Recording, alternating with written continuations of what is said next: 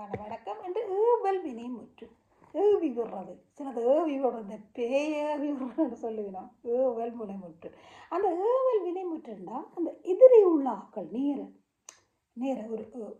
நேர உள்ள ஆக்களை கட்டளைகிறது, நீ செய் போ என்று சொல்லி நேர உள்ள ஆக்களை சொல்றது உண்டு. கட்டளைகிறது, மற்றது ஆணையிடுறது, மற்றது வேண்டுதல் செய்கிறது, மற்றது அறிவுறுத்துறது.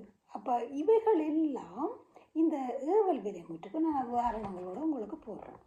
ஆனால் அதிலையும் இந்த ஏவல் வினைமுற்றிலையும் இந்த வினைமுற்று உங்களுக்கு எல்லா அம்சங்களும் உங்களுக்கு சொல்லிட்டேன். இந்த ஏவல் வினைமுற்றில் ஒன்று வந்து ஒருமையிலையும் வரும், பன்மையிலும் வரும். என்ன, நீ படி, எழும்பு என்று சொல்லி அந்த அது முன்னிலை ஒருமையிலையும் நீ என்று வரும். அல்லது படிமின், கேளுங்கள், வாருங்கள், செல்லுங்கள், பாருங்கள் என்று சொல்லி அந்த ஏவல் வினைமுற்று ப்ளூரல்லையும் வரும். அப்போ சிங்குலர்லையும் வரும், ப்ளூரல்லையும் வரும்.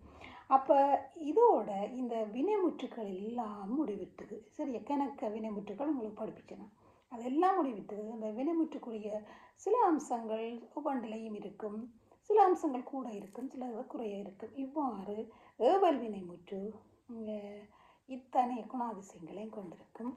நீங்களும் கற்றுக்கொள்ளுங்கள். கூட நான் ஆங்கிலத்தில் போடுறேன், தமிழில் சொல்கிறது விளங்கும் தானே, மற்ற கூகுளில் உங்களுக்கு தெரியும். ஆனால் ஒரு காலத்தில் யாராவது ஒரு ஆள் இந்த இங்கிலீஷில் படிக்கணுமெண்டாக்கா வேண்டி தான் நான் ஆங்கிலத்தில் நான் போடுறேன். எல்லா நாடுகளில் உள்ள ஆட்களுக்கும் ஆங்கிலம் தெரியும். அதனால் நன்றி, வணக்கம்.